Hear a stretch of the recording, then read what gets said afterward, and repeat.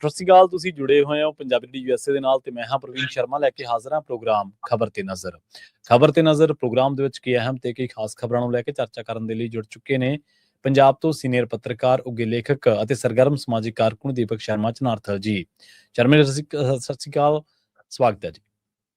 ਸਤਿ ਸ਼੍ਰੀ ਅਕਾਲ ਪ੍ਰਵੀਨ ਜੀ, ਸਾਰੇ ਦਰਸ਼ਕਾਂ ਨੂੰ, ਸਰੋਤਿਆਂ ਨੂੰ ਪਿਆਰ ਭਰੀ ਸਤਿ ਸ਼੍ਰੀ ਅਕਾਲ। ਸਤਿ ਸ਼੍ਰੀ ਅਕਾਲ ਜੀ। ਪ੍ਰੋਗਰਾਮ ਦੇ ਵਿੱਚ ਅੱਗੇ ਵਧਣ ਤੋਂ ਪਹਿਲਾਂ ਧੰਨਵਾਦ ਕਰਦੇ ਚਲੇ ਸਪਾਂਸਰਸ ਦਾ, ਜਿਹੜੇ ਜ਼ਰੀਆ ਬਣਦੇ ਨੇ ਇਹਨਾਂ ਪ੍ਰੋਗਰਾਮਾਂ ਨੂੰ ਤੁਹਾਡੇ ਤੱਕ ਪਹੁੰਚਾਉਣ ਦੇ ਲਈ।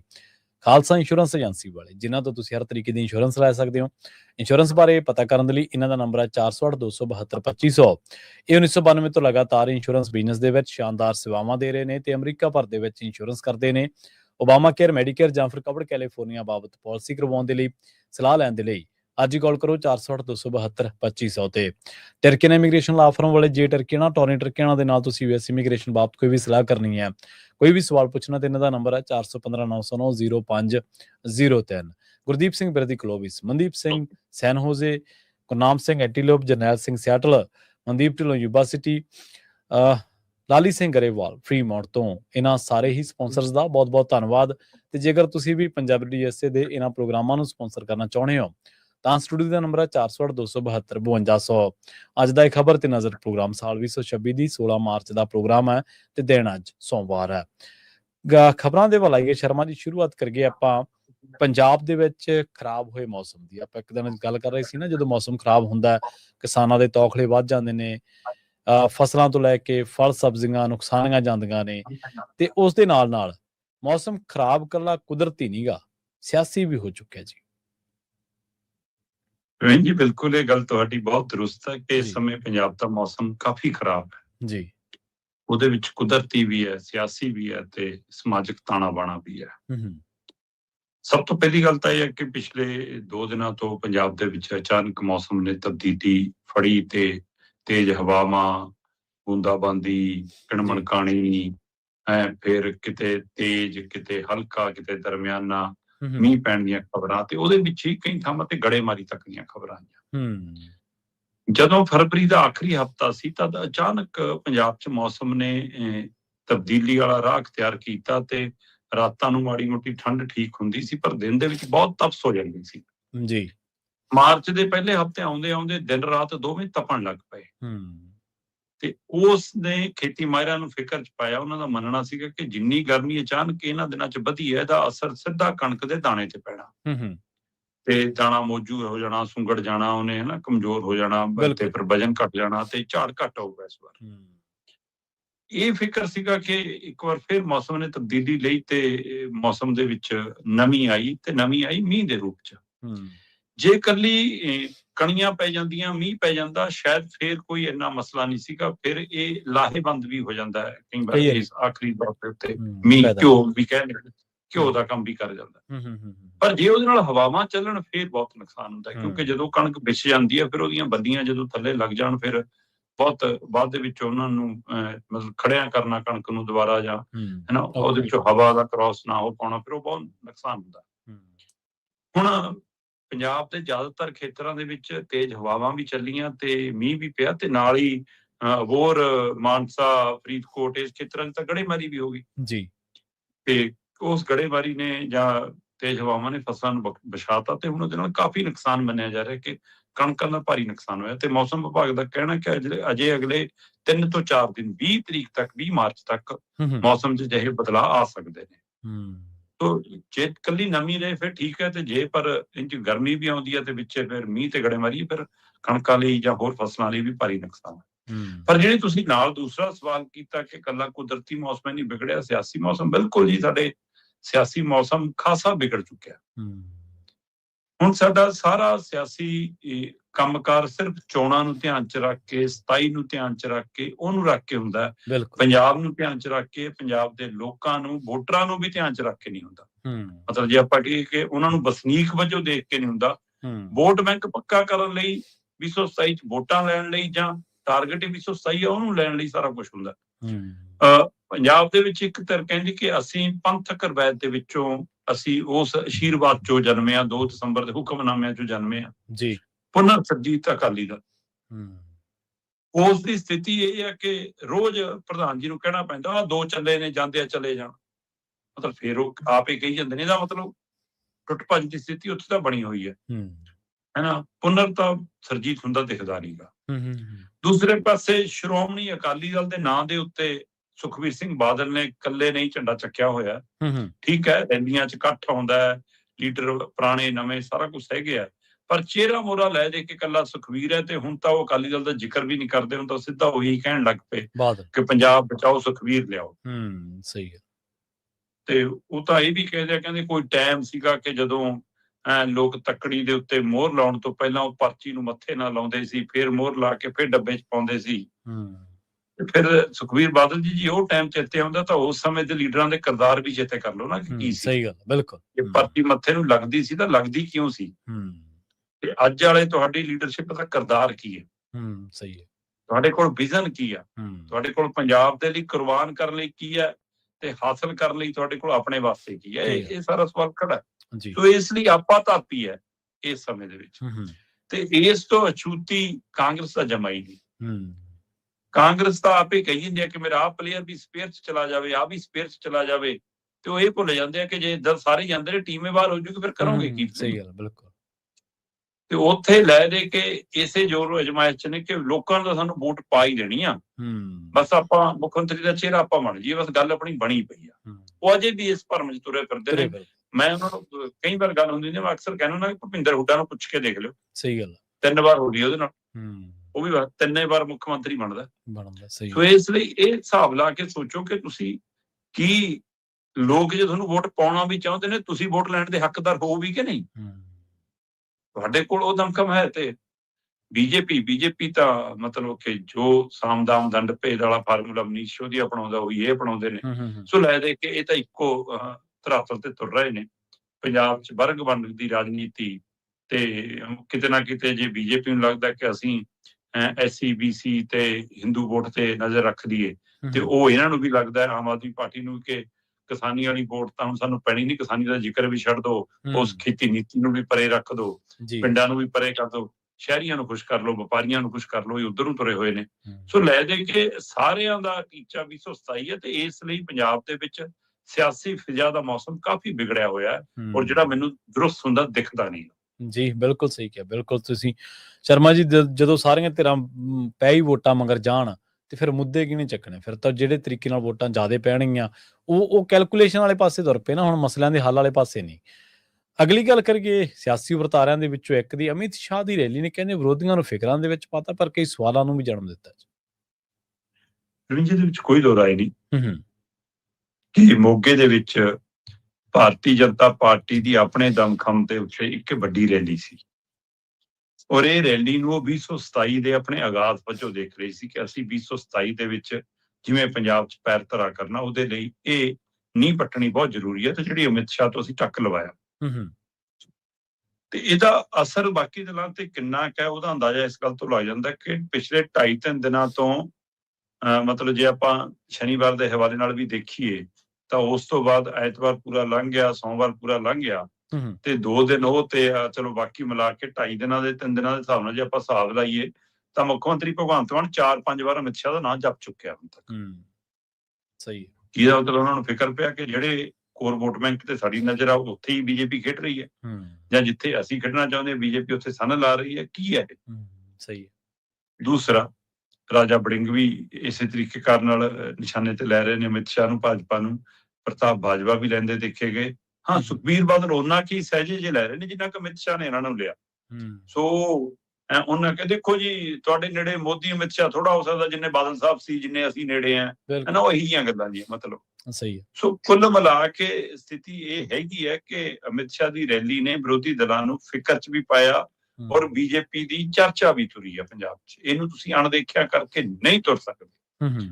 ਔਰ ਬੀਜੇਪੀ ਕਿਤੇ ਨਾ ਕਿਤੇ ਇਹ ਮਹਿਸੂਸ ਕਰਨ ਲੱਗ ਪਈ ਹੈ ਕਿ ਅਸੀਂ ਸੱਤਾ 'ਚ ਆਈਏ ਚਾਹੇ ਨਾ ਆਈਏ, ਪਰ ਜਿਹੜਾ ਆਊਗਾ ਉਹ ਸਾਡੇ ਰਹਿਮੋ ਕਰਮ ਨਾਲ ਆਊਗਾ। ਸਹੀ ਹੈ, ਸਹੀ ਹੈ। ਇਹ ਅਸੀਂ ਡਿਸਾਈਡ ਕਰਨ ਵਾਲੀ ਗੇਮ 'ਚ ਇਸ ਵਾਰ ਜ਼ਰੂਰ ਹੋਵਾਂਗੇ, ਉਹ ਇਹ ਉਮੀਦ ਕਰਦੇ ਹਾਂ ਕਿ ਫੈਸਲਾ ਕੁਲ ਸਥਿਤੀ 'ਚ ਅਸੀਂ ਹੋਵਾਂਗੇ। ਸਹੀ ਹੈ। ਕਿਉਂਕਿ ਅਕਸਰ ਬੀਜੇਪੀ ਇਹਨਾਂ ਮੰਗ ਤੱਤਾ ਖਾਣ ਦੇ ਲਈ ਨਹੀਂ ਤੁਰਦੀ, ਉਹ ਪਹਿਲਾਂ ਥੱਲੇ ਦਾਤੀ ਫੇਰਦੀ ਆ, ਹਵਾ 'ਚ ਲਟਕਾਉਂਦੀ ਆ ਸਾਰਾ ਕੁਝ ਨੂੰ, ਫਿਰ ਉਹ ਆਪਣੀ ਝੋਲੀ 'ਚ ਪਾਉਂਦੀ ਆ। ਸੋ ਉਹਨੇ ਪੰਜਾਬ ਦੀਆਂ ਜੜ੍ਹਾਂ 'ਚ ਦਾਤੀ ਫੇਰਨੀ ਬਹੁਤ ਦੇਰ ਤੋਂ ਸ਼ੁਰੂ ਕੀਤੀ ਹੋਈ ਆ, ਤੇ ਹੁਣ ਉਹ ਹਵਾ 'ਚ ਲਟਕਾਉਣ ਵਾਲੀ ਸਥਿਤੀ 'ਚ ਆਉਂਦੇ ਜਾ ਰਹੇ ਨੇ। ਇਸ ਲਈ ਸੋਚਣਾ ਪੈਣਾ ਕਿ ਗੱਲ ਕੀ ਆ। ਜੀ ਜੀ। ਅਮਿਤ ਸ਼ਾਹ ਦੀ ਰੈਲੀ ਦੇ ਵਿੱਚ ਇੱਕ ਹਮ, ਤਾਂ ਬੀਜੇਪੀ ਦੇ ਪਾਰਟੀ ਦੇ ਲੀਡਰ ਦੇ ਨਾਤੇ ਸੀ ਅਮਿਤ ਸ਼ਾਹ, ਹਮ, ਇੱਕ ਦੇਸ਼ ਦੇ ਗ੍ਰਹਿ ਮੰਤਰੀ ਨਾਤੇ ਸੀ। ਦੋ ਪਹਿਲੂਆਂ ਤੋਂ ਦੇਖਣ ਦੀ ਲੋੜ ਹੈ। ਜੀ ਜੀ। ਜੇ ਤਾਂ ਉਹਨੂੰ ਬੀਜੇਪੀ ਦੇ ਲੀਡਰ ਵਜੋਂ ਦੇਖਣਾ ਹਮ, ਤਾਂ ਵੀ ਪਾਰਟੀ ਦੇ ਲਈ ਰੈਲੀ ਬਾਕਮਾਲ ਆ। ਹਮ, ਤੇ ਜੇ ਦੇਸ਼ ਦੇ ਗ੍ਰਹਿ ਮੰਤਰੀ ਦੀ ਨਜ਼ਰ ਤੋਂ ਦੇਖਣਾ ਤਾਂ ਪੰਜਾਬ ਨੂੰ ਜੀ। ਮੂਰਖ ਬਣਾਉਣ ਤੋਂ ਬਿਨਾਂ ਕੁਝ ਨਹੀਂ ਹੋਇਆ, ਹਮ, ਚਾਹੇ ਉਹਦੇ ਵਿੱਚ ਉਹਨਾਂ ਦੇ ਵਰਕਰ ਆਉਣ ਤੇ ਚਾਹੇ ਉਹਨਾਂ 'ਚ ਉਹਨਾਂ ਦੇ ਵਿਰੋਧੀ ਹੋਣ। ਜੀ ਜੀ, ਸਹੀ ਹੈ। ਬਈ ਦੇਸ਼ ਦਾ ਗ੍ਰਹਿ ਮੰਤਰੀ ਹੋਵੇ ਤੇ ਪ੍ਰਧਾਨ ਮੰਤਰੀ ਤੋਂ ਬਾਅਦ ਦੂਏ ਨੰਬਰ ਤੇ ਉਹਦਾ ਨਾਂ ਹੋਵੇ ਤੇ ਦੋਵਾਂ ਦੀ ਤੂਤੀ ਬੋਲਦੀ ਹੋਵੇ, ਤੇ ਤੁਸੀਂ ਨਾ ਪੰਜਾਬ ਦੇ ਮਸਲਿਆਂ ਨੂੰ ਛੂਹੋ, ਨਾ ਪੰਜਾਬ ਦੇ ਮੁੱਦਿਆਂ ਦੀ ਬਾਤ ਪਾਓ ਤੇ ਨਾ ਪੰਜਾਬ ਦੇ ਲਈ ਕੁਝ ਕਰਕੇ ਜਾਓ। ਸਹੀ ਗੱਲ। ਜੀ ਜੀ, ਬਿਲਕੁਲ। ਸਾਡੀ ਸਰਕਾਰ ਬਣਾ ਦਿਓ, ਅਸੀਂ ਨਸ਼ਾ ਰੋਕ ਦਿਆਂਗੇ। ਸਾਡੀ ਸਰਕਾਰ ਬਣਾ ਦਿਓ, ਅਸੀਂ ਧਰਮ ਪਰਿਵਰਤਨ ਖਿਲਾਫ ਕਾਨੂੰਨ ਲਿਆਵਾਂਗੇ।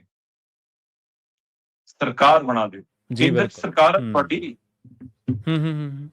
ਤੇ ਪੰਜਾਬ ਸਰਹੱਦੀ ਸੂਬਾ ਹੈ ਤੇ ਨਸ਼ਾ ਸਰਹੱਦ ਪਾਰ ਤੋਂ ਆਉਣ ਦੀਆਂ ਗੱਲਾਂ ਤੁਸੀਂ ਵੀ ਕਰਦੇ ਹੋ, ਬਾਕੀ ਦਲ ਵੀ ਕਰਦੇ ਨੇ। ਫਿਰ ਫਰਕ ਕੀ ਰਹਿ ਗਿਆ? ਤੇ ਜੇ ਬਾਕੀ ਸਰਹੱਦ ਪਾਰ ਤੋਂ ਹੀ ਆ ਰਿਹਾ ਹੈ ਤੇ ਸਰਹੱਦ ਤੁਹਾਡੇ ਕੰਟਰੋਲ 'ਚ ਹੈ। ਸਰਹੱਦ ਕੀ ਤੁਸੀਂ ਅੱਧਾ ਪੰਜਾਬ 50 ਕਿਲੋਮੀਟਰ ਦੇ ਹਵਾਲਾ ਕੰਟਰੋਲ 'ਚ ਕੀਤਾ ਹੋਇਆ। ਕਰੀ ਬੈਠੇ ਜੇ ਫਿਰ ਵੀ ਨਸ਼ਾ ਪੰਜਾਬ 'ਚ ਆ ਰਿਹਾ ਫਿਰ ਤਾਂ ਜ਼ਿੰਮੇਵਾਰ ਤੁਸੀਂ ਹੋ। ਸਹੀ ਗੱਲ, ਬਿਲਕੁਲ। ਤੇ ਫਿਰ ਤੁਸੀਂ, ਤੁਹਾਡੀ ਸਰਕਾਰ ਆਉਣ ਤੇ ਰੁਕੂਗਾ ਕਿ ਵਧੂਗਾ? ਸਹੀ ਹੈ, ਇਹ ਦੱਸ ਦਿਓ। ਫਿਰ ਬਿਲਕੁਲ। ਮੇਨ ਸਪਲਾਇਰ ਤੁਸੀਂ ਬਣ ਜਾਓਗੇ, ਅੱਜ ਦੂਏ ਨੇ ਸਪਲਾਇਰ। ਦੇ ਦਿਓ ਹੂੰ ਜਵਾਬ। ਜਾਂ ਤਾਂ ਤੁਸੀਂ ਅੱਜ ਰੋਕ ਕੇ ਆਉਂਦੇ ਕਿ ਲਓ ਵੀ ਹੁਣ ਪੰਜਾਬ 'ਚ ਨਸ਼ਾ ਨਹੀਂ ਆਊਗਾ, ਸਾਨੂੰ ਸਮਝ ਆ ਗਈ ਕਿ ਸਰਹੱਦ ਪਾਰ ਤੋਂ ਕਿਵੇਂ ਆਉਂਦਾ, ਸਾਡੀ ਸਿਕਿਉਰਿਟੀ ਹੈ, ਸਾਡਾ ਸਾਰਾ ਕੰਟਰੋਲ ਹੈ, ਨਸ਼ਾ ਬੰਦ ਹੈ ਜੀ ਅੱਜ ਤੋਂ। ਦੇਖੇ, ਤੁਸੀਂ ਰੈਲੀ ਕੀਤੀ ਪੰਜਾਬ ਦੇ ਵਿੱਚ ਵੋਟਾਂ ਹਾਸਲ ਕਰਨ ਲਈ ਜੀ। ਤੁਸੀਂ ਪੰਜਾਬ ਦੇ ਚਿਰਾਂ ਤੋਂ ਤੁਰੇ ਆਉਂਦੇ ਮੁੱਦਿਆਂ 'ਚੋਂ ਕਿਸੇ ਮੁੱਦੇ ਤੇ ਉਂਗਲ ਨਹੀਂ ਧਰੀ। ਪਾਣੀਆਂ ਦੀ ਬਾਤ, ਪਾਣੀਆਂ ਦੀ ਵੰਡ ਦੀ ਬਾਤ, ਪਾਣੀਆਂ ਦਾ ਧਰਤੀ ਹੇਠਲੇ ਗਰਕਣ ਦੀ ਬਾਤ, ਪੰਜਾਬ ਦੇ ਪਾਣੀਆਂ ਦੇ ਜ਼ਹਿਰੀ ਹੋਣ ਦਾ ਮਸਲਾ, ਤੁਸੀਂ ਕਿਹੜਾ ਰੋਡ ਮੈਪ ਲੈ ਕੇ ਆਏ ਹੋ ਸਾਨੂੰ ਦੱਸ ਦਿਓ। ਚੰਡੀਗੜ੍ਹ ਤੇ ਪੰਜਾਬੀ ਬੋਲਦੇ ਇਲਾਕਿਆਂ ਦੇ ਲਈ ਤੁਹਾਡੇ ਕੋਲ ਕੀ ਹੈ? ਤੁਹਾਡੀ ਸਟੇਜ ਤੇ ਖੜ ਕੇ ਬੰਦਾ ਕਹੀ ਜਾਂਦਾ ਆ ਮੋਗੇ ਨੂੰ ਬਣਾ ਦਿਓ ਜੀ ਪੰਜਾਬ ਦੀ ਰਾਜਧਾਨੀ। ਦੇਖ ਲਓ, ਇੰਨੇ ਕੁ ਸਾਡੀ ਸਿਆਸੀ ਸੋਚ ਇੰਨੀ ਕਰ। ਇਹਦਾ ਮਤਲਬ ਤੁਸੀਂ ਚੰਡੀਗੜ੍ਹ ਛੱਡਣ ਦਾ ਮਨ ਬਣਾ ਬੈਠੇ ਹੋ। ਤੁਹਾਡੀ ਬੀਜੇਪੀ ਵਾਲੀ ਲੀਡਰਸ਼ਿਪ ਤਾਂ ਇਹ ਸੋਚੀ ਬੈਠੀ ਹੈ। ਸਹੀ ਗੱਲ ਆ, ਸਹੀ ਗੱਲ। ਇਹ ਅਮਿਤ ਸ਼ਾਹ ਜੀ ਚੰਡੀਗੜ੍ਹ ਤੋਂ ਤੁਹਾਨੂੰ ਦਿੱਤਾ ਹੋਇਆ, ਸਾਨੂੰ ਨਵੀਂ ਰਾਜਧਾਨੀ ਦੇ ਦਿਓ। ਇਹ ਕੀ ਹੈ? ਇੱਥੇ ਇਹ ਕਹਿ ਕੇ ਤੁਸੀਂ ਪੰਜਾਬ ਤੋਂ ਵੋਟਾਂ ਭਾਲਦੇ ਹੋ। ਸਹੀ। ਫਿਰ ਪੰਜਾਬ ਦਾ ਪੇਂਡੂ ਵਿਕਾਸ ਫੰਡ ਤੁਸੀਂ ਰੋਕ ਕੇ ਬੈਠੋ। ਹੜ੍ਹਾਂ ਦੀ ਸਥਿਤੀ ਤੁਸੀਂ ਪੰਜਾਬ ਦੀ ਗੱਲ ਨਾ ਪੁੱਛੋ। ਟੈਂਕ ਚੜਾਉਣ ਦੀਆਂ ਗੱਲਾਂ ਕਰੋ ਤੁਸੀਂ ਦੂਜੇ ਦਲ ਦੀਆਂ ਕਿ ਕਾਂਗਰਸ ਨੇ ਕੀਤਾ। ਕਾਂਗਰਸ ਤਾਂ ਆਪਣੀ ਕਰਤੂਤਾਂ ਦਾ ਫਲ ਭੋਗ ਰਹੀ ਆ। ਉਹ ਤਾਂ ਪੰਜਾਬ 'ਚ ਹੀ ਭੋਗਦੀ ਰਹੀ ਆ ਤੇ ਦੇਸ਼ 'ਚ ਵੀ ਭੋਗ ਰਹੀ ਆ। ਜੀ ਸਹੀ ਹੈ। ਪਰ ਤਾਂ ਵੀ ਤੁਹਾਨੂੰ ਲੱਗਦਾ ਕਿ ਜੇ ਉਹਨੂੰ ਸੱਤਾ ਮਿਲ ਗਈ ਸਾਨੂੰ ਕਿਉਂ ਨਹੀਂ ਮਿਲਦੀ? ਤੁਸੀਂ ਵੀ ਤਾਂ ਮਤਲਬ ਕਿ ਹਮਲਿਆਂ ਕਰਾਉਣ ਦੇ ਲਈ ਧਰਨੇ ਪ੍ਰਦਰਸ਼ਨ ਕਰਦੇ ਰਹੇ ਹੋ। ਕਿਹਨੂੰ ਦਿਖਦਾ? ਕੌਣ ਭੁੱਲਿਆ? ਅਡਵਾਨੀ ਦੀ ਕਿਤਾਬ ਹਟਾ ਲਓ, ਫਿਰ ਸਾਰੇ ਸੈਂਟਰਾਂ 'ਚੋਂ ਗਏ, ਕਿਸੇ ਨੂੰ ਪੜ੍ਹਨ ਨਾ ਲੱਗ ਜਾਵੇ, ਕਿਸੇ ਨੂੰ ਪਤਾ ਨਾ ਲੱਗ ਜਾਵੇ ਕਿ ਤੁਹਾਡੀ ਵਿਚਾਰਧਾਰਾ ਕੀ ਸੀ। ਸੋ ਇਸ ਲਈ ਤੁਸੀਂ ਪੰਜਾਬ ਦੇ ਉਹਨਾਂ ਕੋਰ ਮਸਲਿਆਂ ਦੇ ਉੱਤੇ ਜਿਹਦੇ ਵਿੱਚ ਅੱਜ ਦੀ ਆਰਥਿਕ ਸਥਿਤੀ ਆ, ਪੇਂਡੂ ਵਿਕਾਸ ਫੰਡ ਹੈ, ਪੰਜਾਬ ਦਾ ਕਰਜ਼ ਹੈ, ਕਿਸਾਨੀ ਹੈ, MSP ਹੈ, ਫਿਰ ਨਰੇਗਾ ਵਰਗਾ ਮਸਲਾ ਹੈ, ਫਿਰ ਪੰਜਾਬ ਦੇ ਵਿੱਚ ਗੈਂਗਸਟਰਵਾਦ ਦਾ ਪਹਿਲੂ ਹੈ, ਪੰਜਾਬ ਦੇ ਵਿੱਚ ਚਿੱਟੇ ਦਾ ਮਸਲਾ ਹੈ, ਪੰਜਾਬ ਦੇ ਵਿੱਚ ਰੁਜ਼ਗਾਰ ਦਾ ਮਸਲਾ ਹੈ, ਪ੍ਰਵਾਸ ਦਾ ਮਸਲਾ ਹੈ। ਕਿਹੜੇ ਮਸਲੇ ਦੀ ਬਾਤ ਪਾਈ? ਜੀ ਸਹੀ ਹੈ। ਹਾਂ, ਤੁਸੀਂ ਬਾਤ ਪਾਈ ਕਿ ਧਰਮ ਪਰਿਵਰਤਨ ਤੇ ਕਾਨੂੰਨ ਲਿਆਵਾਂਗੇ। ਧਰਮ ਪਰਿਵਰਤਨ ਦਾ ਮਸਲਾ ਵੀ ਪੰਜਾਬ ਦੇ ਸਾਰੇ ਮਸਲਿਆਂ 'ਚੋਂ ਇੱਕ ਮਸਲਾ ਹੈ। ਇੱਕ ਹੀ ਮਸਲਾ ਨਹੀਂਗਾ, ਸਾਰੇ ਮਸਲਿਆਂ 'ਚ ਇੱਕ ਮਸਲਾ ਹੈ। ਪਰ ਤੁਸੀਂ ਇਸ ਮਸਲੇ ਨੂੰ ਤਾਂ ਛੂਹ ਰਹੇ ਕਿਉਂਕਿ ਤੁਹਾਡਾ ਇੱਕ ਹੋਰ ਖੇਤਰ ਹੈ। ਬਿਲਕੁਲ। ਤੁਹਾਡਾ ਵਰਗ ਵੰਡ ਹੀ ਤਾਂ ਹੋਰ ਖੇਤਰ ਹੈ, ਤੁਸੀਂ ਉਸੇ ਖੇਤਰ ਨੂੰ ਤਾਂ ਛੂਹ ਰਹੇ ਹੋ। ਤੁਹਾਨੂੰ ਲੱਗਦਾ ਕਿ ਇਹਦੇ ਨਾਲ ਘੱਟੋ ਘੱਟ ਉਹ ਹਿੰਦੂ ਜਿਹੜਾ ਇਸ ਗੱਲੋਂ ਪੀੜਤ ਹੈ ਕਿ ਲਓ ਜੀ ਇਹ ਤਾਂ ਇੱਥੇ ਈਸਾਈ ਵਧਣ ਲੱਗ ਪਏ, ਉਹ ਸਾਡੇ ਨਾਲ ਆ ਜਾਣਗੇ, ਜਾਂ ਉਹ ਪੇਂਡੂ ਭਾਈਚਾਰਾ ਜਿਹਦੇ ਅੰਦਰ ਇਹ ਡਰ ਹੈਗਾ ਕਿ ਹਾਂ ਜੀ, ਖਾਸ ਕਰਕੇ ਉਹਨੂੰ ਲੱਗਦਾ ਕਿ ਸ਼ਾਇਦ ਏਦਾਂ ਕੱਟੜ ਸਿੱਖ ਸਾਨੂੰ ਪੈ ਜਾਣਗੇ। ਤੇ ਇਸ ਖੇਲ ਦੇ ਵਿੱਚ ਕੀ ਪੰਜਾਬ 'ਚ ਦੰਗਿਆਂ ਵਾਲੇ ਪਾਸੇ ਨੂੰ ਵੀ ਸਥਿਤੀ ਬਣ ਸਕਦੀ ਹੈ, ਫਿਰ ਟਕਰਾਲੀ ਸਥਿਤੀ ਬਣ ਸਕਦੀ ਹੈ। ਸੋ ਇਹ ਸਾਰੇ ਵਰਤਾਰੇ ਦੇ ਵਿੱਚ ਬੀਜੇਪੀ ਪੰਜਾਬ ਦੇ ਹਿੰਦੂਆਂ ਨੂੰ ਗਰੰਟਡ ਲੈਣ ਲੱਗੀ ਆ। ਲੀਡਰ ਸਾਰੇ ਅਸੀਂ ਸਿੱਖ ਸ਼ਾਮਲ ਕਰਾਂਗੇ, ਮੁਰਲੀ ਲਾਈਨ 'ਚ ਲੀਡਰ ਸਿੱਖਾਂ ਦੇ ਦਿਖਾਵਾਂਗੇ। ਵੋਟ ਚਾਹੇ ਸਿੱਖ ਸਾਨੂੰ ਪਾਉਣ ਨਾ ਪਾਉਣ, ਹਿੰਦੂਆਂ ਨੂੰ ਅਸੀਂ ਗਰੰਟੀ ਨਾਲ ਲੈ ਲਾਂਗੇ ਕਿ ਹਿੰਦੂ ਸਾਨੂੰ ਵੋਟ ਪਾ ਦੇਣਗੇ। ਤੇ ਫਿਰ ਪੰਜਾਬ ਦਾ ਹਿੰਦੂ ਵੀ ਨਹੀਂ ਆਇਆ ਤੁਹਾਡੀ ਰੈਲੀ 'ਚ ਤਾਂ ਪੂਰਾ। ਤੁਹਾਨੂੰ ਬੰਦੇ ਦਾ ਰਾਜਸਥਾਨ ਤੋਂ ਲਿਆਉਣੇ ਪੈ ਗਏ। ਮੋਗੇ 'ਚ ਰੈਲੀ ਕਰ ਰਹੇ ਹਾਂ ਜੀ, ਸੈਂਟਰ 'ਚ ਰੈਲੀ ਕਰ ਰਹੇ ਹਾਂ ਜੀ, ਸਾਰੀ ਲੀਡਰਸ਼ਿਪ ਲੱਗੀ ਹੈ ਜੀ ਸਾਡੀ। ਬੀਜੇਪੀ ਵੀ ਲੱਗੀ ਹੈ ਤੇ ਅੱਧੀ ਤੋਂ ਵੱਧ ਚਿਹਰੇ ਕਾਂਗਰਸੀ ਦਿਖਦੇ ਨੇ, ਕਾਂਗਰਸੀ ਵੀ ਲੱਗੇ ਨੇ, 2-4 ਅਕਾਲੀਆਂ ਵਾਲੇ ਆਏ ਨੇ, ਉਹ ਵੀ ਦਿਖਦੇ ਨੇ। ਇੰਨੇ ਜਣੇ ਮਿਲਾ ਕੇ ਵੀ ਤੁਸੀਂ ਇਕੱਠ ਕਰ ਰਹੇ ਹੋਏ 12,000 15,000 ਦਾ।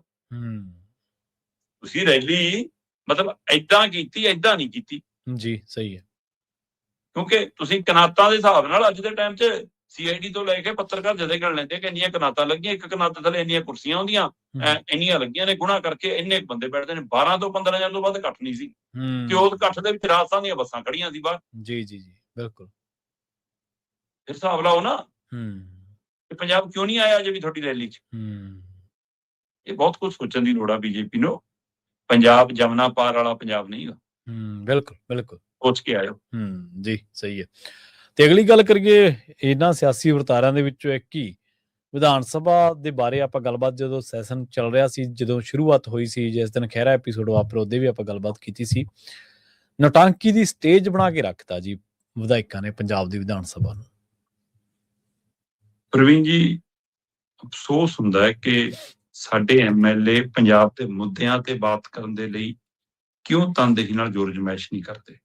ਸਹੀ ਹੈ ਜੀ। ਇਹ ਨਹੀਂ ਮੀਡੀਆ ਨੂੰ ਦਿਖਾਉਣ ਲਈ, ਆਪਣੇ ਹੱਕਾਂ ਨੂੰ ਦਿਖਾਉਣ ਲਈ। ਦੋ ਤਰੀਕੇ ਦੇ ਨਾਲ ਹੀ ਇਹ ਵਿਧਾਨ ਸਭਾ 'ਚ ਨਜ਼ਰ ਆਉਂਦੇ ਨੇ ਕਿ ਸਾਡੀ ਰੀਲ ਬਣ ਜਾਵੇ, ਸਾਡੀ ਮੀਡੀਆ 'ਚ ਬਾਈਟ ਬਣ ਜਾਵੇ, ਅਸੀਂ ਸਕਰੀਨ ਤੇ ਦਿਖ ਜਾਈਏ, ਕੇਜਰੀਵਾਲ ਤੇ ਕੇਜਰੀਵਾਲ ਦੀ ਘਰ ਵਾਲੀ ਤੇ ਮਨੀਸ਼ ਸਿਸੋਦੀਆ ਉਹ ਖੁਸ਼ ਹੋ ਜਾਵੇ, ਉਹਨਾਂ ਦਾ ਗੁਣਗਾਨ ਕਰ ਦਈਏ। ਤੇ ਮਤਲਬ ਗੱਲ ਕਰਨ ਤੋਂ ਲੱਗਿਆ ਹੀ ਪਹਿਲਾਂ ਹੀ ਭਗਵੰਤ ਮਾਨ ਜੀ ਦੀ ਅਗਵਾਈ ਦੇ ਵਿੱਚ ਪੰਜਾਬ ਸਰਕਾਰ, ਕੇਜਰੀਵਾਲ ਜੀ ਦੀ ਦੂਰਦ੍ਰਿਸ਼ਟੀ ਦੀ ਅਗਵਾਈ 'ਚ ਪੰਜਾਬ ਸਰਕਾਰ, ਵੀ ਸਰਕਾਰ ਪੰਜਾਬ ਦੀ ਹੈ ਤੇ ਪੰਜਾਬ ਸਰਕਾਰ ਆਪਣੇ ਆਪ 'ਚ ਪੂਰਨ ਹੈ। ਸਹੀ ਗੱਲ ਹੈ। ਇਹ ਪਤਾ ਨਹੀਂ ਕਿੱਥੋਂ ਆਇਆ, ਬਾਦਲ ਸਰਕਾਰ, ਕੈਪਟਨ ਸਰਕਾਰ, ਚੰਨੀ ਸਰਕਾਰ, ਮਾਨ ਸਰਕਾਰ, ਸੈਂਟਰ 'ਚ ਮੋਦੀ ਸਰਕਾਰ, ਹੈਨਾ। ਬਈ ਸਰਕਾਰ ਤਾਂ MLA MPਆਂ ਨੂੰ ਮਿਲਾ ਕੇ ਬਣਦੀ ਹੈ ਨਾ। ਸਹੀ ਹੈ। ਤੇ ਪਰ ਜੇ ਤੁਸੀਂ ਸਵਾਲ ਕਰ ਲਓ ਉਹਨਾਂ ਨੂੰ, ਤੁਸੀਂ ਬਧੂਆ ਮਜ਼ਦੂਰ, ਫਿਰ ਕਹਿੰਦੇ ਜੀ ਤੁਸੀਂ ਨਹੀਂ ਜੀ ਅਪਮਾਨ ਕਰ ਰਹੇ ਹੋ। ਬਿਲਕੁਲ, ਫਿਰ ਦੂਜੇ ਪਾਸੇ ਬਧੂਆ ਮਜ਼ਦੂਰ ਦਾ ਮਤਲਬ ਕੀ ਹੈ ਕਿ ਤੁਹਾਨੂੰ ਜਿਸ ਖੇਤਰ ਲਈ ਕੰਮ ਕਰਨ ਲਈ ਚੁਣਿਆ, ਤੁਹਾਨੂੰ ਤੁਹਾਡੇ ਮਾਲਕ ਨੇ ਆਪਣਾ ਰੱਸਾ ਪਾ ਕੇ ਆਪਣੇ ਜੋਗੇ ਰੱਖ ਲਿਆ ਕਿ ਉਹਦੀ ਖੁਰਲੀ ਤੋਂ ਪਰੇ ਨਾ ਜਾਓ। ਫਿਰ ਤੁਸੀਂ ਓਨਾ ਹੀ ਚਰਦੇ ਹੋ ਤੇ ਓਨਾ ਹੀ ਬੋਲਦੇ ਹੋ, ਫਿਰ ਤੁਹਾਨੂੰ ਬਧੂਆ ਮਜ਼ਦੂਰ ਨਹੀਂ ਤਾਂ ਹੋਰ ਕੀ ਕਹੇ ਬੰਦਾ। ਤੇ ਇਸ ਨੂੰ ਤੁਸੀਂ ਜੇ ਧਰਮ ਜਾਤ ਫਿਰਕੇ ਨਾਲ ਜੋੜੋਗੇ ਤਾਂ ਅਫਸੋਸ ਹੈ। ਸਹੀ ਗੱਲ ਹੈ, ਬਿਲਕੁਲ। ਫਿਰ ਤੁਸੀਂ ਇਹਦਾ ਮਤਲਬ ਮੁੱਦੇ ਤੇ ਆਉਣਾ ਹੀ ਨਹੀਂ ਚਾਹੁੰਦੇ। ਮੈਂ ਕਹਿੰਦਾ ਵਿਰੋਧੀ ਨਲਾਇਕ ਨੇ, ਮਤਲਬ ਬੇਮਤਲਬ ਖਹਿਰੇ ਨੇ ਉਹ ਬੋਲ ਕੇ ਵਿਵਾਦ ਖੜਾ ਕੀਤਾ। ਬੇਮਤਲਬ ਮੈਂ ਕਹਿੰਦਾ ਬੈਂਡ ਬਾਜੇ ਵਾਲਾ ਬੋਲ ਕੇ ਉਹਨੇ ਬੇਮਤਲਬ ਵਿਵਾਦ ਖੜਾ ਕੀਤਾ। ਠੀਕ ਹੈ ਨਾ, ਪ੍ਰਤਾਪ ਬਾਜਵਾ। ਤੁਸੀਂ ਇਹੋ ਜਿਹਿਆਂ ਨੂੰ ਲਾਂਭੇ ਕਰੋ ਕਿ ਤੁਸੀਂ ਨਲਾਇਕ ਹੋ, ਅਸੀਂ ਤੁਹਾਡੀ ਗੱਲ ਨਹੀਂ ਕਰਦੇ, ਅਸੀਂ ਪੰਜਾਬ ਦੀ ਗੱਲ ਕਰਨਾ ਆ। ਹੋ ਜਾਓ ਬੜੇ ਜੀ, ਸਹੀ ਗੱਲ ਹੈ। ਦਿਖਾਓ ਵੱਡਾਪਣ, ਦਿਖਾਓ ਦਲੇਰਪਣ। ਮਤਲਬ ਮਹਿਲਾ ਕਮਿਸ਼ਨ ਕਹਿੰਦੀ ਹੈ, ਬਾਕੀ ਬੀਬੀਆਂ ਦੇ ਵਿੰਗ ਕਹਿੰਦੇ। ਅੱਛਾ ਜੀ, ਮੁੱਖ ਮੰਤਰੀ ਸਾਹਿਬ ਤਾਂ ਸੁਣਿਆ ਨਹੀਂ ਜੀ ਅਜੇ। ਕਮਾਲ ਹੈ ਬਈ। ਸਹੀ ਹੈ। ਮਤਲਬ ਉਹਦੀ ਗੱਲ ਅਸੀਂ ਸੁਣੀ ਵੀ ਨਹੀਂ ਤੇ ਉਹ ਇੱਕ ਪ੍ਰੈਸ ਕਾਨਫਰੰਸ 'ਚ ਬੀਬੀਆਂ ਜੀ ਨੂੰ ਪੁੱਛਿਆ ਜਾ ਰਿਹਾ ਸੀ, ਨਹੀਂ ਜੀ ਉਹ ਤਾਂ ਉਹਨਾਂ ਨੇ ਨਿੱਜੀ ਗੱਲ ਸੁਣਾਈ ਆ, ਅਪਮਾਨ ਥੋੜਾ ਕੀਤਾ ਜੀ। ਨਿੱਜੀ ਗੱਲ ਸ਼ੋਭਾ ਦਿੰਦੀ ਹੈ ਇਸ ਤਰ੍ਹਾਂ। ਕਮਾਲ ਹੈ ਵੀ। ਮਤਲਬ ਪ੍ਰਿੰਡ ਪਟੋਲਾ, ਪਾਕਿਸਤਾਨੀ ਝੰਡਾ, ਹੈਨਾ, ਭਰਜਾਈ, ਹੁਣ ਵੀ ਭਰਜਾਈ, ਪਹਿਲਾਂ ਵੀ ਭਰਜਾਈ, ਹੈਨਾ, ਇਹਦੇ ਨਾਲ ਔਰ ਜ਼ਿਆਦਾ ਪਾਣੀ। ਮਤਲਬ ਸਾਡਾ ਤਰੀਕਾ ਕਰਕੇ ਫਿਰ ਸਰਕਾਰ ਨੇ ਮਸਲੇ ਹੱਲ ਕਰਨੇ ਆ ਕਿ ਡਰਾਮਾ ਕਰਨਾ ਜੀ। ਕਹਿੰਦੇ ਜੀ ਸਿਲੰਡਰ ਨਹੀਂ ਮਿਲਦਾ ਪੰਜਾਬ ਵਾਲਿਆਂ ਨੂੰ, ਇਸ ਲਈ ਅਸੀਂ ਚੋਲੇ ਪਾ ਕੇ ਪ੍ਰਦਰਸ਼ਨ ਕਰਾਂਗੇ ਜੀ। ਬਜਟ ਸੈਸ਼ਨ ਦੇ ਆਖਰੀ ਦਿਨ ਖਾਸਾ ਹੋ ਹੱਲਾ ਮਚਾਇਆ ਆਮ ਆਦਮੀ ਪਾਰਟੀ ਦੇ ਵਿਧਾਇਕਾਂ ਨੇ, ਵਿਧਾਨ ਸਭਾ ਦੇ ਬਾਹਰ ਵੀ, ਵਿਧਾਨ ਸਭਾ ਦੇ ਅੰਦਰ ਵੀ। ਬੜੇ ਨਰਿੰਦਰ ਮੋਦੀ, ਸਰੈਂਡਰ ਖਾਸੇ ਨਾਅਰੇਬਾਜ਼ੀ ਕੀਤੀ। ਮੈਂ ਕਿਹਾ ਵੀ ਕਮਾਲ ਆ, ਪੰਜਾਬ ਦੇ ਲੋਕਾਂ ਦਾ ਇੰਨਾ ਫਿਕਰ ਪੈ ਗਿਆ ਸਿਲੰਡਰਾਂ ਦਾ। ਬਾਅਦ ਚੋਂ ਪਤਾ ਲੱਗਿਆ ਕਿ ਸਵੇਰੇ ਜਦੋਂ ਆਪ ਆਏ ਤਾਂ ਆਪ ਨੂੰ ਨਾਸ਼ਤਾ ਨਹੀਂ ਮਿਲਿਆ ਉੱਥੇ। ਕਹਿੰਦੇ ਜੀ ਸਿਲੰਡਰ ਨਹੀਂ ਮਿਲੇ। ਤਾਂ ਆਪਣੇ ਨਾਸ਼ਤਾ, ਜਦੋਂ ਆਪਣਾ ਢਿੱਡ ਖਾਲੀ ਸੀ ਤਾਂ ਚੀਕਾਂ ਮਾਰੀਆਂ। ਪੰਜਾਬ ਦੇ ਲੋਕਾਂ ਦਾ ਫਿਕਰ ਤਾਂ ਇੰਨੇ ਦਿਨਾਂ ਦਾ ਹਾਕਾਰ ਮਾਨਿਆ ਕਿ ਪੰਜਾਬ 'ਚ ਸਿਲੰਡਰ ਨਹੀਂ ਮਿਲ ਰਹੇ, ਪੰਜਾਬ 'ਚ ਮੁਸ਼ਕਲ ਆ ਗਈ, ਪੰਜਾਬ 'ਚ ਪੈਟਰੋਲ ਡੀਜ਼ਲ ਵਾਲੀ ਦਿੱਕਤ ਆ ਗਈ, ਪੰਪ ਬੰਦ ਹੋ ਰਹੇ ਨੇ, ਪੁਲਿਸ ਲਾਉਣੀ ਪੈ ਰਹੀ ਹੈ, ਤਾਂ ਕੰਮ ਕੀ ਹੋ ਰਹੀ ਹੈ। ਤੇ ਜਦ ਨਹੀਂ ਦਿਖਿਆ ਤੁਹਾਨੂੰ? ਤੁਸੀਂ ਪ੍ਰਬੰਧ ਕੀ ਕੀਤਾ? ਨਾਰੇ ਮਾਰਨ ਤੋਂ ਇਲਾਵਾ ਕੇਂਦਰ ਦੇ ਕਿਸੇ ਮੰਤਰੀ ਨਾਲ, ਕਿਸੇ ਅਧਿਕਾਰੀ ਨਾਲ ਕੋਈ ਤਾਲਮੇਲ, ਕੋਈ ਚਿੱਠੀ ਪੱਤਰ, ਕੋਈ ਫੋਨ ਰਾਬਤਾ, ਕੋਈ ਵਫਦ ਭੇਜਿਆ, ਕੋਈ ਗੱਲ ਕੀਤੀ, ਕੋਈ ਸਥਿਤੀ ਜਾਣੀ? ਕੱਲ ਨੂੰ ਦਰਬਾਰ ਸਾਹਿਬ ਦੇ ਵਿੱਚ ਘਟੇ ਨਾ ਗੈਸ, ਕੋਈ ਇਹਦੇ ਲਈ ਗੱਲ ਕੀਤਾ ਕੀ ਆ ਤੁਸੀਂ? ਦੱਸਿਓ ਮੈਨੂੰ। ਸਹੀ ਹੈ। ਸਵੈ ਨਟੰਕੀ ਤੋਂ ਅਸਲ 'ਚ ਜਿਹੀ ਜੀ ਕੋਕੋ ਉਹੇ ਜਿਹੇ ਨਿਆਣੇ, ਸੋ ਜਿਹੇ ਜਿਹਾ ਮੁਖੀ ਸਾਡਾ ਫਿਰ ਉਹੇ ਜਿਹੇ ਨਾਲ ਦੇ ਪਿੱਛੇ ਵਾਲੀ ਪੂੰਛਾਂ। ਸੋ ਸਾਰੀ ਇਹੀ ਕੰਮ ਤੇ ਨੇ, ਸਾਰਿਆਂ ਨੇ ਨਟੰਕੀ ਦਾ ਕੰਮ ਫੜਿਆ, ਚਾਹੇ ਉੱਧਰਲੇ ਪਾਸੇ ਬਿਠਾ ਲਓ ਚਾਹੇ ਇੱਧਰਲੇ ਪਾਸੇ ਬਿਠਾ ਲਓ। ਸਵੈ ਡਰਾਮੇਬਾਜ਼ੀ ਤੋਂ ਬਿਨਾਂ ਪੰਜਾਬ ਦੀ ਵਿਧਾਨ ਸਭਾ 'ਚ ਇਸ ਵਾਰ ਕੁਛ ਨਹੀਂ ਹੋਇਆ। ਪਿਛਲੀਆਂ ਲਗਾਤਾਰ ਅਸੀਂ ਇਹ ਵਰਤਾਰਾ ਲਗਾਤਾਰ ਦੇਖਦੇ ਆ ਰਹੇ ਹਾਂ। ਪਿਛਲੇ ਕੁਝ ਦਹਾਕਿਆਂ ਤੋਂ ਪੰਜਾਬ ਦੀ ਵਿਧਾਨ ਸਭਾ ਦਾ ਮਿਆਰ ਲਗਾਤਾਰ ਥੱਲੇ ਜਾ ਰਿਹਾ, ਕਿਉਂਕਿ ਅਸੀਂ ਪੰਜਾਬ ਦੇ ਮਸਲਿਆਂ ਦੇ ਹਾਣ ਦੇ ਲੀਡਰ ਨਹੀਂ ਚੁਣ ਪਾ ਰਹੇ। ਇਹ ਅਫਸੋਸ ਹੈ ਜੀ। ਰੌਲਾ ਇਸ ਗੱਲ ਦਾ ਨਾ, ਜਿਵੇਂ ਤੁਸੀਂ ਮਿਆਰ ਦੇ ਜ਼ਿਕਰ ਕੀਤਾ ਸ਼ਰਮਾ ਜੀ, ਕਿ ਹਰ ਬੰਦਾ ਆਪਣੀ ਲੀਕ ਵੱਡੀ ਕਰੀ ਜਾਂਦਾ। ਮਤਲਬ ਜੇ ਕਾਂਗਰਸੀ, ਜਿਵੇਂ ਤੁਸੀਂ ਪ੍ਰਤਾਪ ਬਾਜਵਾ ਦੀ ਜਾਂ ਸੁਖਪਾਲ ਖਹਿਰੇ ਦੀ ਗੱਲ ਕੀਤੀ ਹੈ, ਇਹਨਾਂ ਨੇ ਬਿਆਨਬਾਜ਼ੀ ਦੇ ਵਿੱਚ ਜਾਂ ਢੋਂਗ ਕਰਨ 'ਚ ਉਹਨਾਂ ਨੂੰ ਪਿੱਛੇ ਛੱਡਣਾ, ਇਹ ਦੌੜ ਆ। ਜਦ ਕਿ ਇਹ ਨਹੀਂ ਆ ਕਿ ਅਸੀਂ ਬਈ ਆਪਦਾ ਕੰਮ ਕਰਦੇ ਹਾਂ। ਜਿਵੇਂ ਵਿਧਾਨ ਸਭਾ ਦੇ ਉਹ ਮਜੀਠੀਆ ਤੇ ਰਾਣੀ ਗੁਰਜੀਤ ਵਾਲਾ ਉਹ ਤਾਂ ਐਪੀਸੋਡ ਅੱਜ ਜਿਵੇਂ ਇਸ ਤਰ੍ਹਾਂ ਕਰਤੇ ਨੇ, ਐਂ ਲੱਗਦਾ ਕਿ ਉਹ ਉੱਥੋਂ ਹੀ ਇਹਨਾਂ ਨੇ ਕਹਿ ਦੇਣਾ ਬਈ ਇਹ ਤਾਂ ਜਾਇਜ਼ ਹੀ ਸੀਗਾ, ਇੰਨਾ ਕੁ ਕੰਮ, ਇੰਨਾ ਕੁਛ ਤਾਂ ਜਾਇਜ਼ ਹੀ ਹੁੰਦਾ ਰਿਹਾ ਜੋ ਹੁੰਦਾ ਰਿਹਾ। ਅਗਲੀ ਗੱਲ ਕਰੀਏ ਸਰਕਾਰ ਦੀ, ਕੋਈ ਕਹਿੰਦੇ ਵੋਟਾਂ ਦੇ ਵੇਲੇ ਹੁਣ ਯਾਦ ਆ ਗਈਆਂ ਜਿਹੜੀਆਂ ਦੂਜੀਆਂ ਸਕੀਮਾਂ, ਤੇ ਉਹਨਾਂ ਸਕੀਮਾਂ ਦੇ ਵਿੱਚ ਹੁਣ ਹੌਲੀ ਹੌਲੀ ਇਸ ਤਰ੍ਹਾਂ ਦਾ ਦਾਇਰਾ ਵਧਾ ਲਿਆ ਵੀ ਸਾਰੇ ਜਿਹੜੇ ਲੋਕ ਨੇ ਉਹ ਲਾਭਪਾਤਰੀ ਬਣ ਜਾਣ। ਆਪਾਂ ਨੂੰ ਪਤਾ ਵੋਟਤੰਤਰ ਪੰਜਾਬ ਦੇ ਲਈ ਕਿੰਨਾ ਖਤਰਨਾਕ ਹੋ ਰਿਹਾ। ਫ੍ਰੀ ਬੀਜ ਜਿਹੜੇ ਨੇ ਉਹ ਖਜ਼ਾਨੇ ਦਾ ਬੁਰਾ ਹਾਲ ਕਰ ਰਹੇ ਨੇ, ਪਰ ਸਰਕਾਰ ਕਹਿੰਦੀ ਸਾਨੂੰ ਕੀ, ਇਸ ਤਾਂ ਧਨਾਡਾ ਨੂੰ ਵੀ ਰਾਸ਼ਨ ਦਿਆਂਗੇ। ਪ੍ਰਵੀਨ ਜੀ, ਜਦੋਂ ਲੰਘੇ ਵਰ੍ਹੇ ਦੇ ਵਿੱਚ ਸਤੰਬਰ ਦੇ ਵਿੱਚ ਕੇਂਦਰ ਦਾ ਇੱਕ ਫਰਮਾਨ ਆਇਆ ਕਿ ਸੂਚੀਆਂ 'ਚ ਸੁਧਾਈ ਕਰੋ ਜਿਨ੍ਹਾਂ ਨੂੰ ਮੁਫਤ ਕਣਕ ਮਿਲਦੀ ਆ ਜੀ, ਹੈ ਨਾ, ਉਹਦੇ ਮਾਮਲੇ ਦੇ ਵਿੱਚ ਸੁਧਾਈ ਕਰੋ ਕਿ ਇਹ ਕੀ, ਇਹਦੇ ਵਿੱਚ ਸਾਰੇ ਜਾਇਜ਼ ਨੇ ਜਾਂ ਕੀ ਨੇ। ਤੇ ਉਸ ਸਮੇਂ ਅੰਕੜਾ ਇਸ ਕਿ 10 ਲੱਖ ਦੇ ਕਰੀਬ ਨਾਮ ਕੱਟੇ ਜਾਣੇ। ਪੰਜਾਬ ਸਰਕਾਰ ਨੇ ਨੋਟੀਫਿਕੇਸ਼ਨ ਜਾਰੀ ਕਰਤਾ ਸੀ 10 ਲੱਖ ਬੰਦਿਆਂ ਦੇ ਰਾਸ਼ਨ ਕਾਰਡ ਤੇ ਨੀਲੇ ਪੀਲੇ ਕਾਰਡਾਂ ਨੂੰ ਲੈ ਕੇ ਭਗਵੰਤ ਮਾਨ ਬਹੁਤ ਟੋਟਕੇ ਚੁਟਕਲੇ ਇਸ ਚੀਜ਼ਾਂ ਤੋਂ ਸੁਣਾਉਂਦੇ ਰਹੇ ਨੇ ਕਿ ਦੇਖੋ ਜੀ ਕਾਰਾਂ ਚ ਲੈਣ ਆਉਂਦੇ ਨੇ ਜੀ ਰਾਸ਼ਨ, ਆਏ ਨੇ ਜੀ, ਹੈ ਨਾ, ਬੜੇ ਜ਼ਿਮੀਂਦਾਰ ਨੂੰ ਵੀ ਮਿਲ ਗਿਆ ਜੀ, ਗਰੀਬਾਂ ਦੇ ਰੋਟੀ ਖਾ ਗਏ ਜੀ, ਆਹ ਕਰ ਗਏ ਜੀ, ਆਪਣੇ ਸਰਪੰਚਾਂ ਨੂੰ ਪਤਾ ਜੀ, ਬਹੁਤ ਕੁਝ ਕਹਿੰਦੇ ਹੁੰਦੇ ਸੀ। ਤੇ ਜਦੋਂ ਹੁਣ ਆਹ ਸਾਲ ਚੜ੍ਹਿਆ, ਇਹਨਾਂ ਨੂੰ ਫਿਕਰ ਪਿਆ ਕਿ ਆਪਾਂ ਤਾਂ 10 ਲੱਖ ਕਿਤੇ ਵੋਟ ਨਾ ਗਵਾ ਲਈਏ। ਜੀ, ਇਹਨਾਂ ਨੇ ਜਦੇ ਨਵਾਂ ਨੋਟੀਫਿਕੇਸ਼ਨ 11 ਮਾਰਚ ਨੂੰ ਜਾਰੀ ਕਰਤਾ ਕਿ ਪੰਜਾਬ 'ਚ 10 ਲੱਖ ਹੋਰ ਰਾਸ਼ਨ ਕਾਰਡ ਬਣਾ ਦਿਓ, ਤੇ ਜੇ ਹੋਰ ਵੀ ਕੋਈ ਬਣਾਉਣਾ ਚਾਹੁੰਦਾ ਬਣਾ ਦਿਓ, ਜਿੰਨੇ ਰਾਸ਼ਨ ਕਾਰਡ ਬਣਨੇ ਆ ਬਣਾ ਦਿਓ। ਜੀ, ਹੁਣ ਫਾਰਮੂਲਾ ਕੀ ਆ ਕੇਂਦਰ ਵਾਲਾ? ਕੇਂਦਰ ਵੱਲੋਂ ਜਿਹੜੀ ਕਣਕ ਆਉਂਦੀ ਆ ਉਹਦੇ ਵਿੱਚ ਪੰਜਾਬ ਵਾਲੇ ਮੰਨ ਲਓ ਆਪਣੀ ਦਾਲ ਨਾਲ ਐਡ ਕਰ ਲੈਂਦੇ ਨੇ, ਕੁਛ ਕਰ ਲੈਂਦੇ ਨੇ, ਹੈ ਨਾ, ਕਣਕ ਦਾਲ ਮਿਲੀ ਜਾਂਦੀ ਹੈ ਲੋਕਾਂ ਨੂੰ, ਜੋ ਵੀ ਉਹਦੇ ਵਿੱਚ ਪ੍ਰਕਿਰਿਆ ਇਹ ਹੁੰਦੀ ਹੈ ਕਿ ਵੀ ਜੇ ਤਾਂ ਤੁਹਾਡੀ ਸਾਲ ਦੀ 2 ਲੱਖ ਤੋਂ ਘੱਟ ਆਮਦਨ, ਤੁਸੀਂ ਟੈਕਸ ਪੇਈ ਨਹੀਂ ਹੈਗੇ, ਤੁਸੀਂ 5 ਏਕੜ ਤੋਂ ਵੱਧ ਜ਼ਮੀਨ ਦੇ ਮਾਲਕ ਹੈਗੇ ਹੋ ਜੀ, ਫਿਰ ਤੁਸੀਂ ਇਸ ਦਾਇਰੇ 'ਚ ਨਹੀਂ ਆਉਂਦੇ। ਜੇ 2 ਲੱਖ ਤੋਂ 1,80,000 ਤੁਹਾਡੀ ਆਮਦਨ ਵੱਧਦਾ, ਤੁਹਾਨੂੰ ਰਾਸ਼ਨ ਨਹੀਂ ਮਿਲੂਗਾ। ਜੇ ਤੁਸੀਂ ਟੈਕਸ ਪਈ ਹੋ, ਸਰਕਾਰੀ ਨੌਕਰੀ ਕਰਦੇ ਹੋ, ਕੰਪਨੀ ਦੇ ਡਾਇਰੈਕਟਰ ਹੋ, ਤੁਹਾਡੇ ਕੋਲ 4 ਰੁਪਈਆ ਵਾਹਨ ਹੈ ਜੀ, ਵੈਸੇ 4 ਰੁਪਈਆ ਵਾਹਨ ਤਾਂ ਹੁਣ ਜੇ ਕੋਈ ਵਿਚਾਰਾ 25,000 ਵਾਲੀ 30,000 ਵਾਲੀ ਪੁਰਾਣੀ ਮਰੂਤੀ ਲਈ ਫਿਰਦਾ, ਇਹਦਾ ਮਤਲਬ ਤੁਸੀਂ ਉਹਨੂੰ ਆਟਾ ਦਾਲ ਨਹੀਂ ਦੋਗੇ, ਇਹਦਾ ਮਤਲਬ ਇਹ ਵੀ ਨਹੀਂ ਸਹੀ ਹੈ। ਪਰ ਤੁਸੀਂ ਕਿਹੜੀ ਕਾਰ ਦੀ ਗੱਲ ਕਰਦੇ ਹੋ, ਇਹ ਵੀ ਦੇਖਣ ਵਾਲੀ ਗੱਲ ਹੈ ਨਾ ਕਿ ਉਹਦਾ ਪੈਮਾਨਾ ਕੀ ਹੈ। ਸੋ ਇਸ ਸਾਰੇ ਪਹਿਲੂਆਂ ਦੇ ਵਿੱਚੋਂ ਮਤਲਬ ਕਿ ਇਹ ਕੁਝ ਨਿਯਮ ਨੋਰਮ ਸੀਗੇ ਜੀ ਕਿ ਘਰੇ ਏਸੀ ਲੱਗਿਆ ਕਿ ਨਹੀਂ ਲੱਗਿਆ ਜੀ, ਹੈ ਨਾ, ਕੀ ਕੁਛ ਹੈ। ਤੇ ਹੁਣ ਜਦੋਂ ਵੋਟਾਂ ਨੇੜੇ ਹੀ ਆ, ਕਹਿੰਦੇ ਬਦਲ ਦੋ ਨਿਯਮ, ਕਰ ਦੋ 8 ਲੱਖ ਤੱਕ ਜਿਹਦੀ ਸਾਲਾਨਾ ਆਮਦਨ ਉਹਨੂੰ ਦਿਓ ਰਾਸ਼ਨ। 5 ਏਕੜ ਦੀ ਗੱਲ ਛੱਡੋ, 10 ਏਕੜ ਤੱਕ ਵਾਲੇ ਨੂੰ ਦਿਓ ਰਾਸ਼ਨ ਜੀ। ਜੇ ਕੋਈ ਕੰਪਨੀ ਚਲਾਉਂਦਾ, ਕੰਪਨੀ ਦਾ ਡਾਇਰੈਕਟਰ ਤੱਕ ਉਹਨੂੰ ਦਿਓ ਰਾਸ਼ਨ। ਏਸੀ ਖੜੀ ਹੈ ਤੇ ਚਾਹੇ ਮਾਸਟਰੀ ਖੜੀ ਹੈ ਘਰੇ, ਚਾਹੇ ਜਿੱਡੀ ਮਰਜ਼ੀ ਵੱਡੀ ਕਾਰ ਖੜੀ ਹੈ, ਦਿਓ ਰਾਸ਼ਨ। ਤੇ ਹੁਣ ਇਹ ਕਹਿੰਦੇ ਵੀ ਕਣਕ ਸੈਂਟਰ ਵਾਲਾ ਫਾਰਮੂਲਾ, ਜੇ ਕਣਕ ਨਹੀਂ ਵੀ ਦਊਗੇ, ਸੈਂਟਰ ਕਿਸੇ ਨੂੰ ਬਾਹਰ ਰੱਖਦੀ ਆ, ਤਾਂ ਆਪਾਂ ਦਾਲ, ਲੂਣ, ਤੇਲ, ਹੈ ਨਾ, ਚੀਨੀ, ਚਾਹ ਪੱਤੀ ਤੇ ਉਹ ਪੈਕਟ ਉਹਦਾ ਹਲਦੀ ਦਾ, ਉਹ ਜ਼ਰੂਰ ਦੋ ਜੀ। ਸੋ ਮੁੱਖ ਮੰਤਰੀ ਭਗਵੰਤ ਮਾਨ ਜੀ ਆਪਣੀਆਂ ਰਾਸ਼ਨ ਕਿੱਟਾਂ ਦੇ ਕੇ ਆਪਣੀਆਂ ਵੋਟਾਂ ਪੱਕੀਆਂ ਕਰਨੀਆਂ ਚਾਹੁੰਦੇ, ਮਤਲਬ ਇੰਜ ਵੋਟਾਂ ਮਿਲਣਗੀਆਂ। ਸਹੀ। ਸਵਾਲ ਤਾਂ ਇਹ ਹੈ ਕਿ ਤੁਸੀਂ ਪੰਜਾਬ ਨੂੰ, ਪੰਜਾਬ ਦੇ ਨੌਜਵਾਨਾਂ ਨੂੰ ਰੁਜ਼ਗਾਰ ਦੇ ਕੇ ਪੈਰਾਸਿਟ ਕਰਨ ਲਈ ਕਿੰਨੀ ਕਵਾਇਦ ਕੀਤੀ ਹੈ, ਕਿੰਨੀਆਂ ਨਵੀਆਂ ਨੌਕਰੀਆਂ ਪੈਦਾ ਕੀਤੀਆਂ, ਦਾ ਜਵਾਬ ਦੇ ਦੇਣ। ਆਹ ਇਨਵੈਸਟਮੈਂਟ ਵਾਲੇ ਡਰਾਮੇ ਜਿੰਨੇ ਕਰ ਰਹੇ ਹੋ, ਸਭ ਨੂੰ ਪਤਾ ਹੈ ਕਿ ਇਹਦੇ ਵਿੱਚੋਂ ਪੰਜਾਬ ਨੂੰ ਕੀ ਹਾਸਲ ਹੋਣਾ, ਜਾਂ ਪਿਛਲਿਆਂ ਨੇ ਕੀਤੇ ਸੀ ਕੀ ਹਾਸਲ ਹੋ ਗਿਆ ਜੀ। ਸਾਰੇ ਨਟੰਕੀ ਆ। ਫਰਕ ਇਹ ਹੈ ਕਿ ਇਹਨਾਂ ਨੂੰ ਮਤਲਬ ਮਾਹੌਲ ਸਿਰਜਣਾ ਆਉਂਦਾ, ਡਰਾਮਾ ਕਰਨਾ ਆਉਂਦਾ ਵੱਡੇ ਪੱਧਰ ਤੇ, ਠੀਕ ਹੈ ਨਾ। ਇਹ ਇਸ਼ਤਿਹਾਰਬਾਜ਼ੀ ਰਾਹੀਂ, ਟੈਲੀਵਿਜ਼ਨਾਂ ਰਾਹੀਂ, ਅਖਬਾਰਾਂ ਰਾਹੀਂ ਡਰਾਮਾ ਕਰ ਲੈਂਦੇ ਨੇ ਤੇ ਲੋਕ ਲੱਭੀ ਜਾਣ ਆਪਣੇ ਆਪਣੇ ਪਿੰਡਾਂ ਘਰਾਂ ਦੇ ਵਿੱਚ ਕਿ ਕਿੰਨਾ ਕੁ ਵਿਕਾਸ ਹੋ ਗਿਆ, ਕਿੰਨਾ ਕੁ ਨਹੀਂ ਜੀ। ਤੇ ਪੰਜਾਬ ਦੇ ਵਿੱਚ ਕਿਸਾਨੀ ਦਾ ਔਰ ਛੋਟੇ ਦੁਕਾਨਦਾਰ ਦਾ ਇਸ ਸਮੇਂ ਜਿੰਨਾ ਨੁਕਸਾਨ ਹੋ ਰਿਹਾ, ਆਪਾਂ ਪਹਿਲਾਂ ਵੀ ਦਿਨ ਗੱਲ ਕਰ ਕੱਟੇ, ਜੇ ਸੱਚਮੁੱਚ ਉਦਯੋਗ ਪੱਖੀਓ ਤਾਂ ਜਲੰਧਰ ਦੀ ਖੇਡ ਇੰਡਸਟਰੀ ਨੂੰ ਬਚਾ ਲਓ ਨਾ, ਗੋਬਿੰਦਗੜ੍ਹ ਦੀ ਲੋਹਾ ਇੰਡਸਟਰੀ ਨੂੰ ਬਚਾ ਲਓ ਨਾ, ਛੋਟੇ ਸ਼ਹਿਰਾਂ ਕਸਬਿਆਂ ਦੇ ਵਿੱਚ ਚੱਲ ਰਹੇ ਘਰੇਲੂ ਉਦਯੋਗਾਂ ਨੂੰ ਬਚਾ ਲਓ ਨਾ। ਬਿਲਕੁਲ ਸਹੀ ਗੱਲ ਹੈ। ਹਾਂ, ਲਿਆਓ ਨਾ ਕੁਛ ਉਹਨਾਂ ਲਈ, ਉਹਦੇ ਲਈ ਕੁਛ ਨਹੀਂਗਾ। ਤੁਸੀਂ ਤਾਂ ਨਵੀਂ ਜ਼ਮੀਨ ਲੈ ਕੇ ਨਵੇਂ ਪਲਾਟ ਕੱਟਣ ਦੀ ਸਕੀਮ ਹੈ, ਬਸ ਉਹਦੇ ਵਿੱਚੋਂ ਹਾਸਲ ਕਰਨਾ ਜੀ। ਸਹੀ ਜੇ ਤੁਸੀਂ ਜ਼ਮੀਨ ਉਪਜਾਊ ਜ਼ਮੀਨ ਸਾਡੀ ਮਤਲਬ ਝੋਟੇ ਦੇ ਸਿਰ ਵਰਗੀਆਂ ਜ਼ਮੀਨਾਂ ਤੇ ਤੁਸੀਂ ਪਲਾਟ ਕੱਟ ਕੇ ਵੇਚਣ ਦੀਆਂ ਸਕੀਮਾਂ ਦੇ ਵਿੱਚੋਂ। ਸੋ ਇਸ ਲਈ ਇਹ ਸਭ ਨੂੰ ਸਮਝ ਆਉਂਦੀ ਆ ਕਿ ਇਹ ਨੀਤੀ ਲੈ ਕੇ ਕਿੱਧਰ ਨੂੰ ਜਾ ਰਹੀ ਆ, ਪਰ ਤਾਂ ਵੀ ਸਾਰਾ ਵਰਤਾਰਾ ਚੱਲ ਰਿਹਾ ਹੈ। ਜੀ ਬਿਲਕੁਲ। ਤੇ ਅਗਲੀ ਗੱਲ ਕਰੀਏ ਸ਼ਰਮਾ ਜੀ ਜਾਂਦੇ ਜਾਂਦੇ ਈਰਾਨ ਦੀ, ਕਹਿੰਦੇ ਈਰਾਨ ਹੁਣ ਭਾਰਤੀ ਬੇੜਿਆਂ ਨੂੰ ਛੱਡਣ ਲੱਗਿਆ ਜੀ, ਕਿਉਂ ਛੱਡਣ ਲੱਗਿਆ ਜੀ? ਦੇਖੋ, ਇਸ ਸਮੇਂ ਸਥਿਤੀ ਕਾਫੀ ਨਾਜ਼ੁਕ ਦੌਰ ਦੇ ਵਿੱਚ ਹੈ। 17 ਦਿਨਾਂ ਦੀ ਜੰਗ ਹੋ ਜਾਂਦੀ ਹੈ, 18ਵੇਂ ਦਿਨ 'ਚ ਦਾਖਲ ਹੋ ਰਹੇ ਆ। ਉਸ ਦੇ ਬਾਵਜੂਦ ਵੀ ਅਜੇ ਵੀ ਗੱਲ ਤਣ ਪੱਤਣ ਨਹੀਂ ਲੱਗਦੀ ਨਜ਼ਰ ਆਉਂਦੀ।